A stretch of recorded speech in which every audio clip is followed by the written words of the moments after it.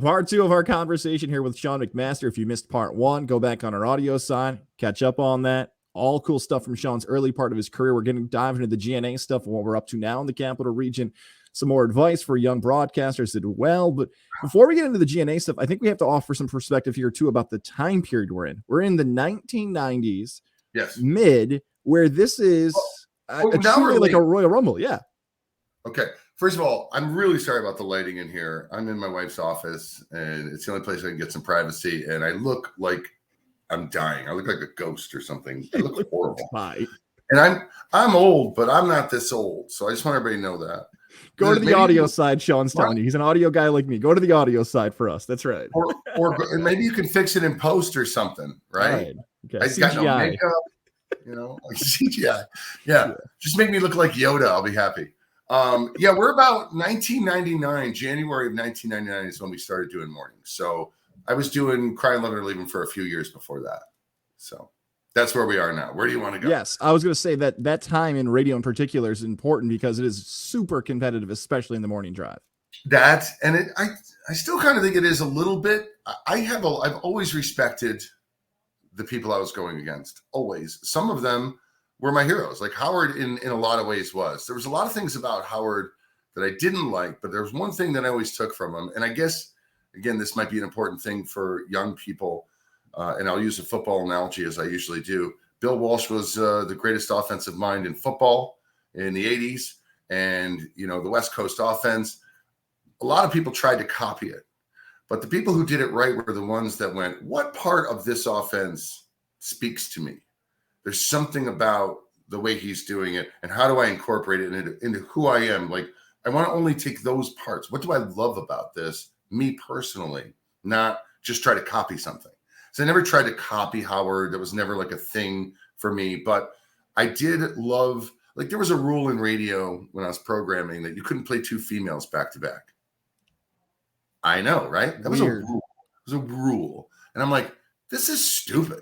And that's what Howard did a lot in his career. He goes, this is stupid. And, don't talk for more than 4 minutes or whatever the amount of it. This is stupid. If I'm talking about something interesting, then I'm going to keep going, And, to the point where he would play 20 minutes of commercials because he would just keep talking and, lose himself. But if you're losing yourself in the moment, I don't care what you're talking about. And Rush Limbaugh once said this. He said, somebody asked me why I don't always talk about politics. Sometimes I talk about golf, or sometimes I talk about cigars. But I tell you, if you ever listen to Rush Limbaugh talk about cigars, it's fascinating because he loves them. It's something I don't care, but I'm like, really? I didn't know that, and how interesting. And if you can learn how to take those parallels of the things that you really love and, make other people understand them for their life and their moment, then that's the beauty of broadcasting. So Howard was always good at that, I thought. The Howard connection, but I think that also there's a parallel between the success of you and Richie. I think you look at Sean and Richie, and that's, I guess, the question I'll ask, is that some of the reasons why you guys were able to find so much success in that spot? Oh boy, there's a lot of reasons. I think that we had a lot of success. We were right for the moment, which is always important too, but I think the combination of me and him was very interesting. We fought for a while. We fought a lot off the air and sometimes on the air. And I also learned that people do not like to hear bickering on the air. They do not like it. You probably learned that with Jeff. You get a little bit too heated one day. I think it helps when they know that you really have respect for each other. They kind of allow it a little bit more. But for the most part, look, I don't want to sound like I'm in my parents' house and my parents are fighting right now. That's the way they feel, That's it. Yep. So we had a rough patch, but we also had, a lot of other people around us that helped. We had Rick Robinson was doing the news, and he was just a character. He was, and you wouldn't remember this probably, or, he sounded like, I don't know if you remember Ted Knight on, what was that show where they did the news? Anyway, he sounded like this. And that's what Rick sounded like. He's like, I'm Rick Robinson, and that's the news. And like, he was a parody of Ted Knight, and he was just this fun guy. And, God rest his soul. But to be honest, I looked at this and went, I don't want this on my show. I never really like to do news on the show anyway. Right. So I'm like, but I like him. I want to keep him. So I just made a character out of him, and we would sort of make fun of that part of him, and he began to really enjoy becoming that character, you know. And that's what I did with everybody, and that's what we did with that morning show. Everybody who walked in the room, first of all, you were going on the air.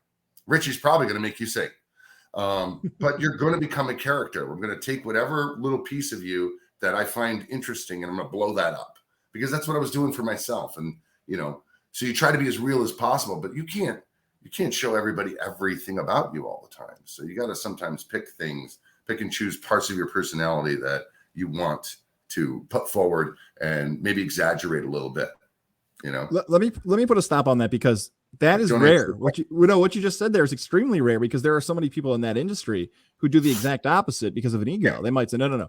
If it's me and Richie, like, this is our show, our name's on it, no one else is coming on the air. That is such a rarity in any form of media. Okay, first of all, that did come out of my mouth from time to time.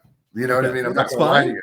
There are times when it's necessary to do that. Yes. We had a guy who still works in the industry, and I like him. He's a good guy, but he was early in his career, you know, and Buzz Brindle was the program director at the time, and he hired him to do traffic on our show. And so one day, I don't know, we were just talking about traffic and doing the traffic from inside a studio and how funny that is and weird. So we decided to tell him that we would like him to go out onto 87 and call in and do his report from the highway. I thought that was brilliant. I thought it'd just be fun to hear the traffic. Like, you know, he's actually seeing this, guys. And he refused to do it. He said, I'm not doing that. And I was like, oh, okay. Well, then you're not going to be on this show anymore. You know, and then he wasn't. And I think he hated me for a long time for that. But I mean, that was just it. You know, there were certain parts like I want you to be yourself. I want you to be comfortable. I want you to, you know, be a star. We created stars. One of my favorite air personalities in the air in the world right now is Scott Reardon, who was my producer. First, he was our intern, then he was our producer. Now he's doing mornings in Baltimore and making far much more money than I ever dreamed of making, and doing a great job on a rock station out there. He gets to hang out with the Baltimore Ravens all the time, so he's got a bit of a dream job going there too. So, but that was like, you know, he found himself on that show, and I was always that way. I'm not selfish like that. I want other people to be just as, you know, entertaining or whatever. I want people to love them too. And you know what? Make the show better. There's nothing wrong with that. Enjoying the conversation, because your listener feels like if they're going to join and somebody else is joining, that's all good. That's good things. But I'm glad you clarified that, because it's not an ego thing. It's, hey, if it's my show, I want my show to be good. It's like your house. Right. Sometimes you're going to let people into your house and have a beer. And sometimes you might be like, all right, today's not the day you can come in. All right, this is a little different style of our show today. It's our house and everything else. Exactly. And with Richie, he did parody songs, and that was kind of his thing. He played the piano. He did great parody songs. Some of them were really goofy, and some of them, and they were, you know, you'd get feedback from people and they'd say, I don't know, that Richie song, that was kind of dumb. And I get that. You know, you get a little defensive at first, you know, hey, it's my buddy. But you're also like, okay, so what you learn, what you can do with a partnership or with a morning show is you can kind of represent the different listeners. So I know there's 50% of the listeners who are like, oh my God, I can't wait for Richie's next song.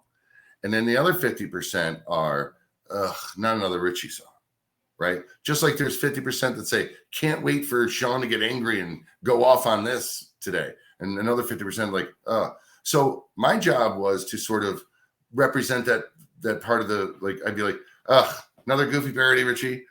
I love it, but I'm pretending that you're such a goofball, but they are kind of good, so let's hear it. So that way everybody feels like their voice was heard, even though their voice wasn't heard while they're listening. Same thing with me. He'd be like, oh, here you go again.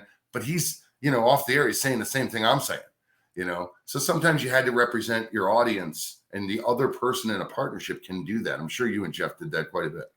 No doubt. That's a fun part of it too. It's finding that mesh, that gel, watching what works. It's, you know, we go back to our part one. It's a little bit, not to sound too pretentious here for us, but like, it's a little art. It's a true art when you're doing it. There's no doubt.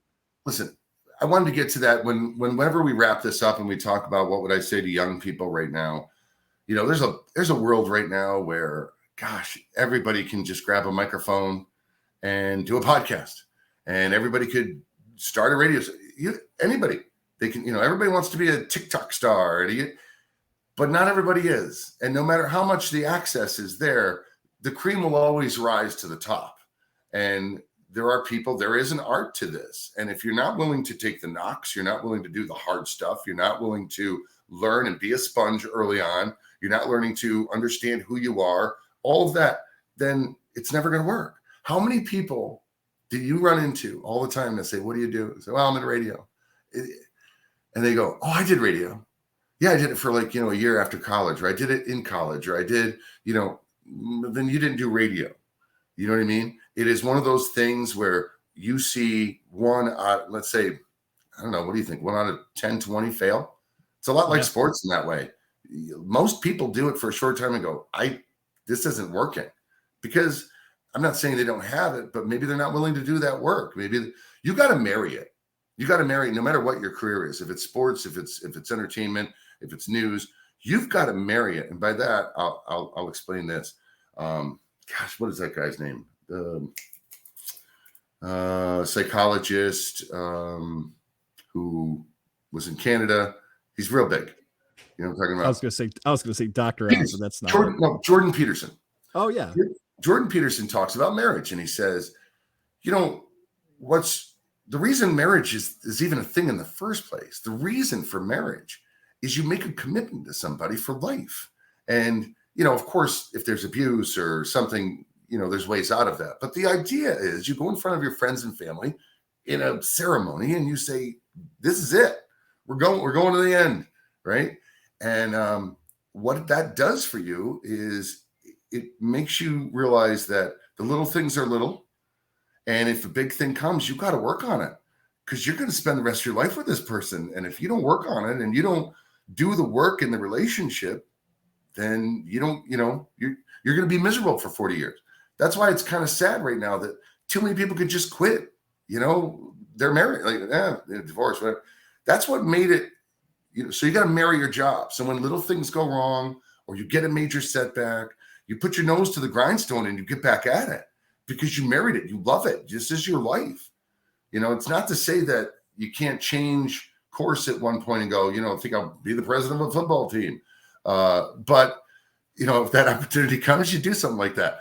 But you got to marry it. Whatever it is, you got to marry it. So let's clear up some rumors here about the Sean and Richie show, because I have a few rumors that are listed here. Okay, great. Is this true? What's the story I've heard about Darius Rucker in fantasy football with you? Is this true or false? So here's the thing. When you're like I am and you get to meet people, I don't know. I just assume it's because I'm real, and maybe they're not used to that in this business. Howard Stern once said that too. The reason I wanted to do radio, he said, is because everybody's really bad. Everybody in it sucks.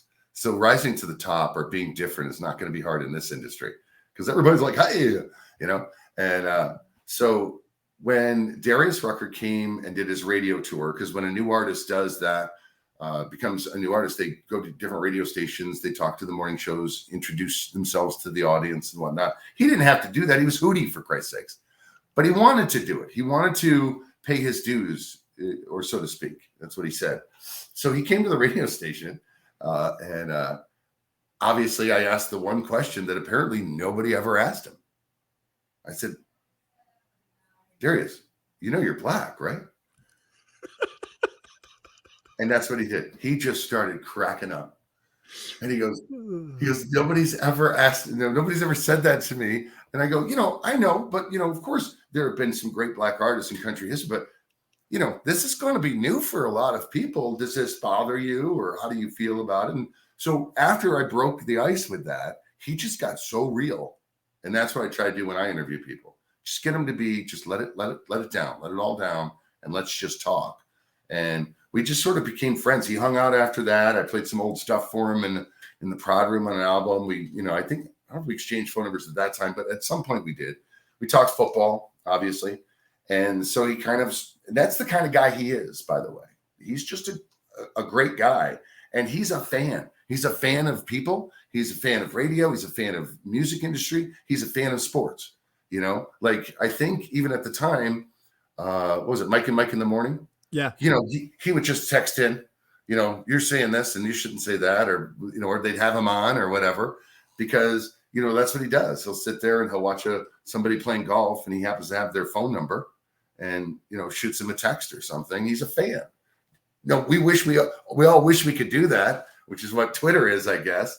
But anyway, he's a cool guy. So one day I started a fantasy football and I wanted to have some country artists in there. So I had Steve Azar, Hootie or Darius D, and I think Clay Walker might have been in it. I'm not sure. And then maybe one other, and then Jeff was in it. I was in it, and we did this league. And Darius got so pissed because I sent out email after email, and I'm like, we're going to do the draft on this night. Everybody's good with this, right? And he's like, yeah. So the draft comes, he's auto drafting, and we're all like, where's Darius? So he calls me later and he goes, I had a show. I was in the middle, I had to go on stage and it auto drafted. I go, you knew the time, Darius. You still owe me the money and you don't have a horrible team. I think he had Tom Brady as his quarterback or whatever. And but he's really mad about that. So, but he was a lot of fun. It was fun to do. There's just a picture of me imagining Darius Rucker halfway through a show leaving to do your fantasy draft, which would have been just as great as the story if he decided to do that. What I think happened was it was starting and he had to go on, like, let's say the draft started at 7 and he had to be on stage at 7:30 or whatever, you know what I mean? He was probably sitting there going, what do I do? Can I go on late? That's right. The CMA Award Win. I've heard rumors about this. Is this true or false? Which? What is it? Oh, which? So there's more than one. Okay. No, but everybody knows I won it. What's the? I thought it was just like a local award. This is a national award because I know there's New York State broadcasters and CMAs. This is a national award that was won, correct? I have both in here. Okay. So all broadcasters, right. You can see that. I've got a couple of those, and then this is the CMA. Well, take us through that story. How does that happen? That's again. And this is a really interesting life story if you care to hear it. You're a kid, you're watching, whatever, they're watching the CMAs and you see these people getting the awards and you see that like they do radio entertainer of the year, they do the radio personnel of the year. And you're like, boy, if I could win one of those one day, that would be it. I would have made it. That's my Super Bowl, right? So it was kind of sort of early on. I think it was about 2001, about 3 years into the show. We decided to send in, you got to put a whole thing together because you're going to be judged by a panel of program directors from a market above yours. So we were medium market. So the large market program directors were going to judge all of the entries for the CMA Awards. So you got to put in your ratings and you got to put in a tape and you got to put in the things you do for public service, the things you do for country radio, put a whole presentation together. And I don't even know why we decided to do it. We're like, why not? Let's just see what happens, right? So we did. And it was very unusual, as everything, I ever did. I'm like, I'm not going to go in some set format. I'm going to do this the way, if they were listening to the show, they would understand who we are. So I put it together. Like the first part of the tape that they would hear, and by the way, tape, kids, is what things used to be recorded on before digital. And the first thing they heard was literally the jingle for the show. And then it was just, you'd hear this. Scott, what? Where are my papers? Where are my papers? I told you to bring in some papers. They're not here. And he's like, the papers are right there. So that was the break that it started with. Just us being us, just broke, and that was my thing. My breaking down that fourth wall was always my thing. And I learned that from a guy who used to work on 99.5 years and years and years ago.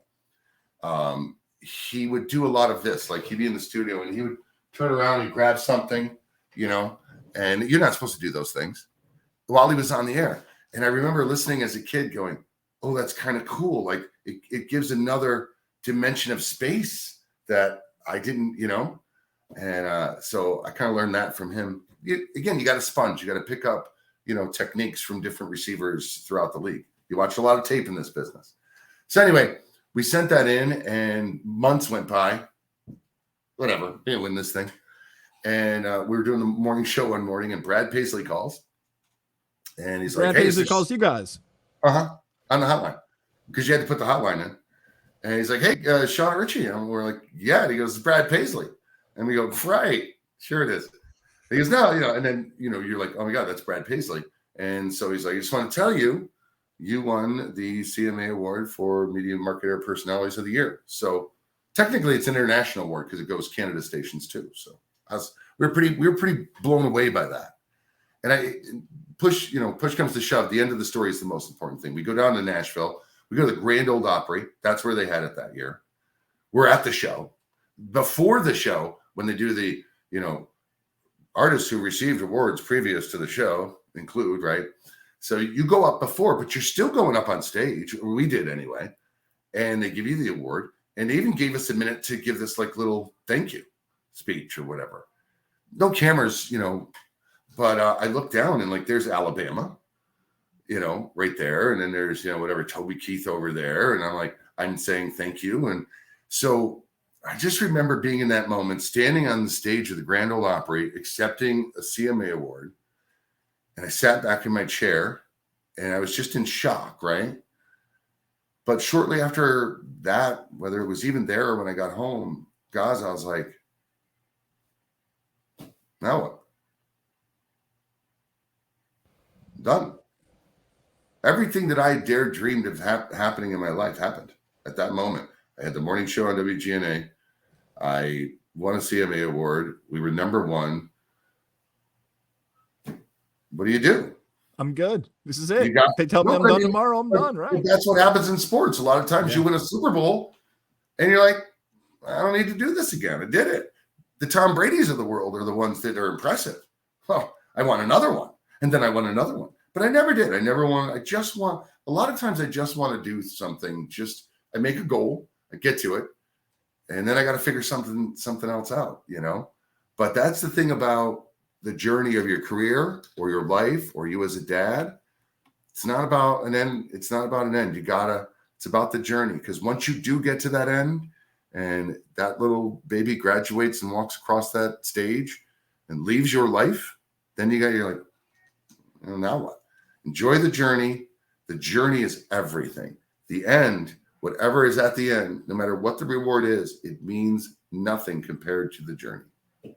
Well, I feel like as a former radio host, now podcast guy, you've given me too good of a segue for me not to segue this conversation from the true false stuff to what I guess we will call the end of your time at GNA. And you can talk about as much of it or as little of it as you want, because I know some of these things are very strange and some stuff you want to keep personal. Sometimes you don't.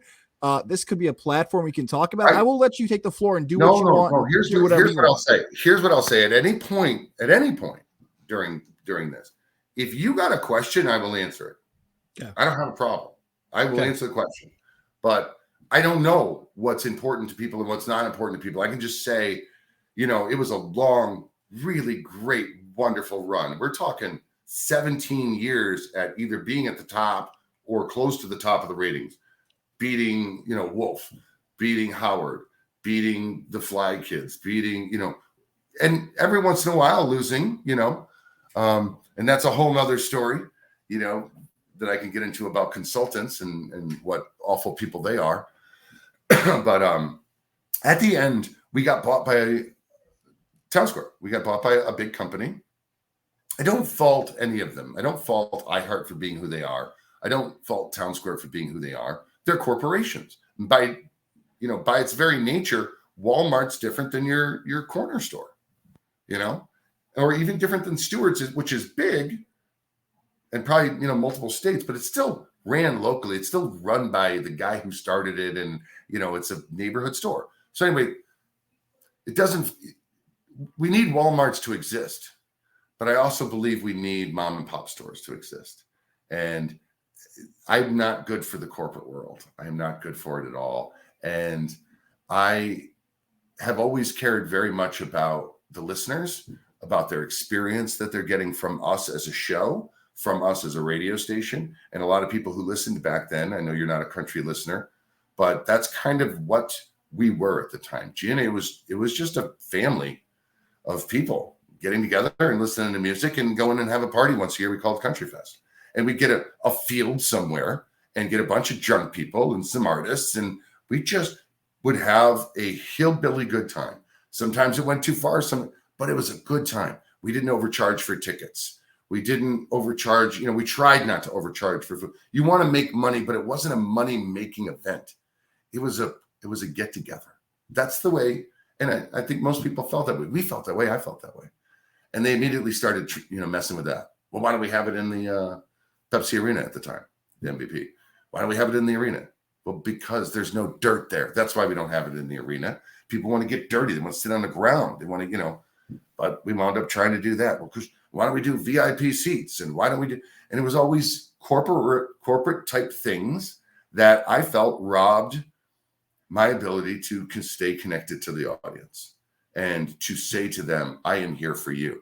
Whenever I interviewed an artist, it wasn't about me. It wasn't about, sometimes, like you do, hey, I heard this, or, I really liked this song you did. Tell me about it. But I always in the back of my mind was thinking, I'm facilitating a conversation between this artist and my audience, and if they ever were late or they ever were rude or I would take offense for the audience. You know what I mean? So that's just the way I felt. And that's the way I want to do my business. And if I can't do my business that way, I'm not doing it. And it's kind of what I got down to. Plus, they decided to have digital be a very important thing. And it is. It's what you're doing right now. I mean, digital's, I'm not one of those people who's like, the world has got to be the way it is, and I don't like change. Change is tough for everybody, but you got to roll with it, right? So it wasn't about that. It's just the overemphasis of it. I always thought digital and radio work so great together. Hey, go to this website, go see this, go do that, come back here. It works great for that whole community experience, but that's not what they were about. It was all about getting clicks. It's the same thing that happened in that radio business, that happened in the news business, that pretty much killed newspapers. It killed a lot of news outlets. It's like, if I put, this long story up about, some important thing that's going on in the world that people really should know, or I put a picture of a cat playing with yarn and that gets more clicks, my website's now going to become catsplayingwithyarn.com. Right. But that's not necessarily just because it's what the people want or think they want or want to click on at that moment, doesn't mean it's what they need. So that's kind of where I got. There was a lot of politics involved. Another thing you get with companies is you get a lot of, and I don't want to sound like, I'm perfect or anything. I've done a lot of crappy things in my life, guys. I've done some really things I'm not proud of, but I have certain principles that I like to think I try my best to follow, which is I don't talk behind other people's backs, not anything that I wouldn't say to them. Like if I'm talking to Jeff about you and I'm like, boy, that's blue headphones, Gosworth is so stupid, I don't say that behind, like I would say it to you too. So I'm not, you know what I mean? Right. But I wasn't one to go to complain to the manager all the time about other people. Karen's much. But apparently people were doing that with me and doing that with other people there, and so eventually the manager, what they should do is go, that's interesting because you keep coming to me with all these problems and yet nobody else does. Maybe you're the problem. They don't do that. They're like, really? Because they're like, it almost becomes like a gossip farm. And it's like, oh, they did that. You did this and that. And they don't ask you, So if you don't go in there and have that relationship or be a complainer or whatever, then you kind of wind up in a bad place eventually. So that's kind of where I got. Yeah, I don't want to do another sports comparison, but I feel like this is another way we got to do it. Like you are running an offense that had success. A new coach came in. They said, we're not running that anymore. We don't think it's going to work. And you're looking around like, do you want to see the CMA? Because I know it works. Like, do you want to see the listenership? I know this works. Yes. And when you start having that friction where you're like, all right, how many times am I going to bang my head against the wall and be like, you guys aren't listening? Like it just, and look, I don't think that's specific to the company we both worked for. I think that could be compared to other media companies in any type of form. You mentioned newspapers, right? Like, yeah, like they gave away stories for free on the internet and they wondered why people weren't buying the paper. They're like, because it's free. You guys put it up, like you can look at a lot of industries and be like, yeah, you guys did that to yourself. And then, we're taping this in August of 2022. So I'm sure time will pass by and you and I are going to shrug our shoulders like, you guys made that mistake. You know, like radio kills itself. It's been killing Yeah. itself for years. Yeah. It's always had this ugly stepsister mentality. Radio is one of the greatest things ever. And it survived. TV was going to kill radio. What else? I mean, gosh, MTV was going to kill radio. Sirius XM, right? It was all over when that came out. Was going to kill radio. Podcasting was going to kill radio. Nothing's going to kill the fact that you can get in your car, turn on a local radio station. Even the ads, people are like, I don't like ads. Sure you do. If you need a plumber and an ad comes on and the guy goes, hey, I got 25% off right now, and you know that guy's down the road, that's what local radio does. It's local, and you got to keep it local. Even if you're podcasting, if you want to start a podcast or something and you want to have a strong local presence, that's where I would start. Grow your audience with your neighborhood, grow your audience then with your town, then with your region. And then, if you got something, by then you can probably take that next step. But grow it small and go from there. Anyway, so there was a lot of problems. There was writing on the wall. If I didn't quit, I'm pretty sure I was going to get fired. They had already fired Richie, which, Richie wanted to retire. And I'm talking out of class here, but I think, he was ready to retire, but he wanted to wait another year. They hurried it along, which I didn't like. Kevin Richards, Scotty Blaine, good people. Remember when last part one of this, I said I wanted to work at GNA. Remember why? Some of the things you mentioned, right? Yeah, no, they'd stay forever. Fired anybody. Yeah. You could stay there forever. You had to kill somebody. Now it's like they didn't care about people.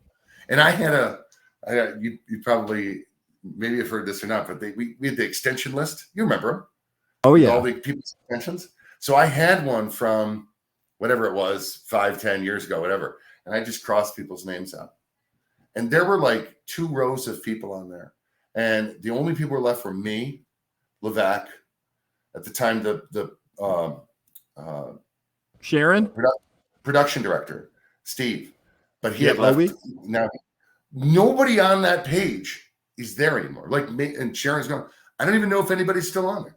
And obviously you're always going to get turnover, but that was happening every year or two. And it's like, man, you can't run a business and treat your employees like they don't matter. I mean, you can. If you want to just keep going through people like that, and I guess that works for some people, but I hate that. I don't get too far into that because here I am, putting myself in different similar situations, but I'm just trying to get to retirement. Well, look, you found success post GNA. You've had an interesting career. There's a window there where it's GNA, a different stop in your career, and then working with your wife. And no disrespect to that partner in between, but I kind of want to do this part with you and your wife because this is a whole different ball game, Sean, you're working with now. Like this, again, a unique spot in your career where this happens. Yeah, and again, everything unfortunately comes with stories, but I'll try to make it somewhat brief. I went to an AC station. I've done AC before. But I think by this point in my life, I'm country. I know who I am. I love football, golf, and country music. And, I live in Clifton Park, and I would not be surprised if somebody would complain that one day I'll have a car out on, blocks in my driveway or, maybe the back seat of an old Chevy on my front porch. I'm a redneck and I'm okay with it. So we went back to country. Well, actually, there's something really interesting in between there. But I was doing B95. The other partner left, and they were like, "Well, what are we going to do? What are we going to do?" And I said, "Well, here's what we're going to do. I'm going to hire my wife, and she's going to do it." And of course, everybody's like, "Well, this is the dumbest idea.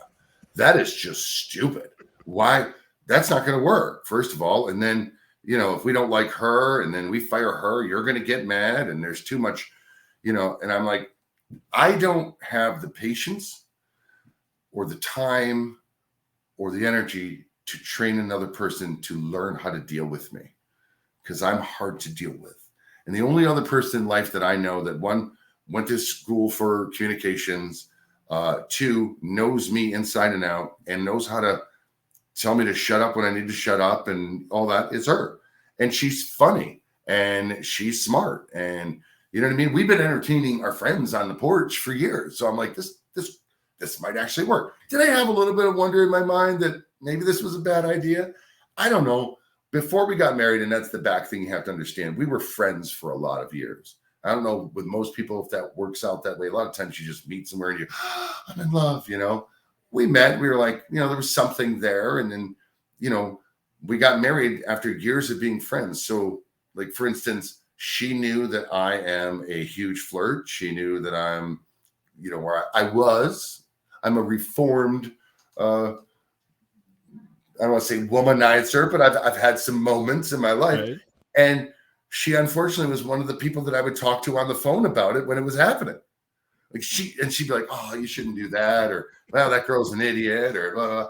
And then we wind up getting married, and now this woman knows all my secrets. So anyway, we're best friends. That's the point. So why wouldn't you want to do something with a best friend? And it was maybe a little bit weird at first, but I think it went well quickly, and we did really well. We did really well on B95. We even had to when the COVID hit, we had to do it from this office. We built a studio basically in here and did the show from here every morning. The commute was amazing. This is definitely inside baseball for content creators, though. You're going to know what I mean by this, whatever form, traditional or non-traditional.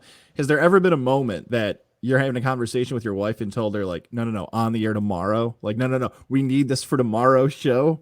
It's the worst. That is the worst part. You nailed something. She's learned now that she'll want to say something. She just won't even start. She'll shut up. And then she'll just bring it up the next day. I'm not as good at that. But what I miss, what's the weird thing about working with your wife is you don't have a work wife.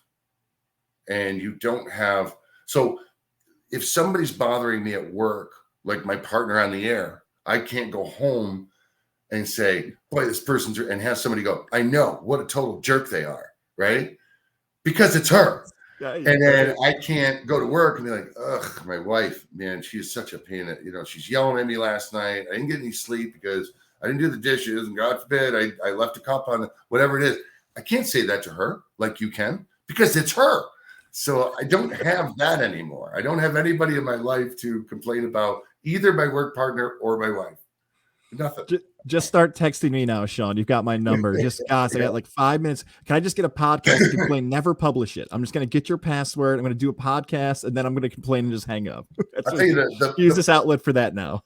Exactly. The plus of it is, when you're at work, a lot of times you work in a lot of radio stations and whatnot. You don't know who you can trust.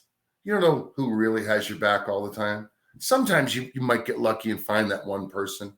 But a lot of times people say they have your back, but they don't. I don't ever have to worry about that. I know my partner has my back, and she knows I have hers because I got to live with her. So that's kind of a nice thing to have.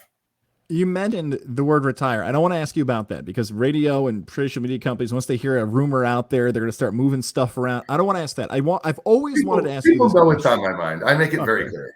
All right. Well, I'm glad you mentioned that because we mentioned a guy, Mr. Weeks, earlier in the broadcast. Paul Vandenberg, we've mentioned. Bob Osfeld. I mentioned all those names because, Sean, they're all New York State Broadcasting Hall of Famers. Is it something you've ever thought of? Because when you start stacking up resumes and you start looking at people, and I don't have any problem saying this, you should be in the Hall of Fame. I've had this conversation with Levesque, and I know it's weird hearing that from somebody else, and now you have to respond to it. But is it anything you've ever considered? And is that the last broadcasting goal for you that, okay, if I get the call, I've really done it all at that point? Yes, would be the honest first answer, of course. That'd be a huge honor. I'd love that. And I have thought about it from time, but not much. When you think about it, it's pretty fleeting. And so the longer answer to the yes is also no, because again, I've won awards, and it turns out, I don't know what it is. Maybe other people it's different, but for me, it's like, it's thank you. I mean, I like it, but this has been, look at it, this is dirty. This has been in my garage. It's sitting in her office, up on the bookcase because we needed a place to put it at some point. But I don't know where that stuff is. But that's me. I don't save a lot of pictures. I bet there's a lot of people who are in country radio that have, like, this would be their office and they'd have pictures of them and this artist and them and this artist. And I don't have any of that. I have I have right over here a printout of the eulogy that I did for Bob Oswald. I have in chalk the Real Radio 518, which was the radio station we started here in this room. I have that sign. And this was over there, a painting I did when we did a paint and sip. And that's it. Now, I'm not saying that to say this line, but I've got a ton of awards, all like they're in the garage or something or in the basement. I don't care. You know what I mean? That's so yes. Would it be great? Awesome. But if I, die in 10 years and I wasn't inducted into either the National or the New York State Hall of Fame, I'm not going to look back and go, oh, I failed. But sure, but to be put in there with the people that I admired and loved and to be recognized for not just, it's like with football, right? There are a few really great people who did it for 4 years that are in the Hall of Fame, but that's not, you got to do a 10-year career. You got to do it over and over and over. And that, like we talked about earlier, no matter what business you're in, it's hard to do that year in and year out. And that's the recognition I think a Hall of Fame gives you. So I hope for two things out of this conversation we had. One is that somebody, whether it's your people who have listened to you, your listeners, your family, hear that and they're like, okay, the time has come. Sean might not do it for himself, but somebody's going to pick up the slack and do it for you. So maybe a year from now, 2 years from now, you get the call. And the second one, I'll never do it for myself. I know you won't. Just like players won't campaign for themselves. So that's what my job is here now in this podcast world, to talk to people I admire and care about their careers and get to hype them up, just like athletes. And the second part is the advice. I know you've offered a bunch throughout the podcast, but I think it's the best thing to do to close this. A lot of things have changed. I'm not calling you old. I'm just saying a lot of things have changed in your career. I can splice tape like nobody's business. You give me a razor blade and a reel-to-reel tape recorder, I will show you some stuff. But the advice you would have offered a young broadcaster when you're at new school compared to the 90s and now 2022, if someone's 18, 22, what's the best advice you can give them to get where you are in your career, to get to radio, to do this for a living? Everything I've said, but let's sum it back up a little bit. Immediately be a sponge. Learn from everybody you can. Just like you're a rookie in the NFL. They go to training camp, and they're like, I gotta learn. Don't put yourself in a place where you think you know what you're doing, because you don't. I don't care who you are. You don't know anything. You don't know what you don't know. So you got to spend a lot of time learning. Then you got to stay humble. And if you can't stay humble, the business will humble you. Learn how to get through that. Learn that is a learning experience. I reached a little too far. I tried a little bit too much. I bit off more than I can chew. It doesn't mean your whole career has been wasted or that you can't do it. It just means that moment didn't work out. And it's a lot like relationships. Sometimes you meet somebody and you could really like each other, but it's not the right timing. It's not the right moment in your lives. And you wind up meeting them again 10 years later and marrying them. Who knows? Timing is a lot of things. Luck is a lot of things. But as they also say, you got to put yourself in a position to enjoy the luck when it happens, which means you got to work your butt off during those hard times, waiting for that one compliment or that one opportunity to come. And then when you get the opportunities, take them, no matter how many people tell you it's a dumb thing. Don't take the surefire road. Go with the one that you kind of feel like, I don't know, this might work. I can't tell you. I've told you a bunch of times. It's like most people are like, you're stupid. And I'm like, I'm going with my heart, and then you can't go wrong in that regard. The other thing that we also touched upon is it's a different industry right now. I don't think radio is going to die. If they take them out of cars, which there's talk now that cars won't come with a radio in them anymore, it'll just be the digital screen, and that could hurt radio a lot.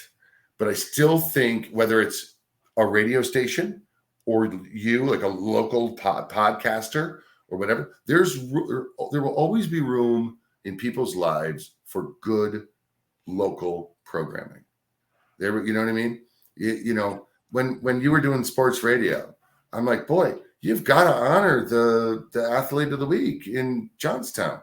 You gotta maybe call a game, a high school game once in a while, so that people, you know what I mean? Because those expand the audience, yeah. People care about each other, and if you have this high school quarterback from, Little Falls on your show, all of Little Falls is going to be listening to that show. And maybe they go, oh, I kind of like the show too. I'll come back the next day. That's how you grow locally. And, as long as, and there are things like, look at the school boards now. That was, nobody ever cared about a school board meeting before, but for a while there, it became pretty darn important. If you were covering that, oh my God, you'd have huge ratings. And you can make money locally with local mom and pops and say, I know you can't afford to advertise on this radio station over here, but you can afford to advertise here, and we grow together.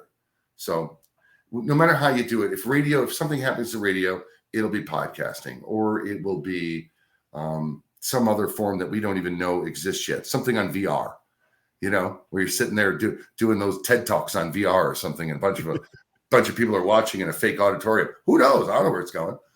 But learn to adapt. But the basics are always going to be the basics. Cream will always rise to the top. Just because you want to do a podcast or you want to do a radio show doesn't mean you're gonna be able to. You're gonna be good enough. For being honest, it's a talent. I really, people always say, you could be anything you want to be, even when you get older. Listen, I want to be an NFL quarterback. I really do. It's not going to happen. At some point, you know what I mean? It's not going to happen. I don't, here's the problem with me. I'm not smart enough. I'm not athletic enough. I'm too old. You know what I mean? There's a million reasons why I'm never was going to be an NFL quarterback. So, if you're comfortable in it and you have a feel, marry it, stay with it, work hard at it, and just stick to it. You gotta work hard though. A lot harder. It's a lot harder than people think it is. I talk about that all the time because people used to say to me, like, what are you doing? You talking for 4.5 hours? What? Boy, I wish I could have that job. And I said, I don't think you understand the job. First of all, it's like planning a party for your friends, right? So you're going to have all your friends over, all your friends and family planning a party. So you got to get ready.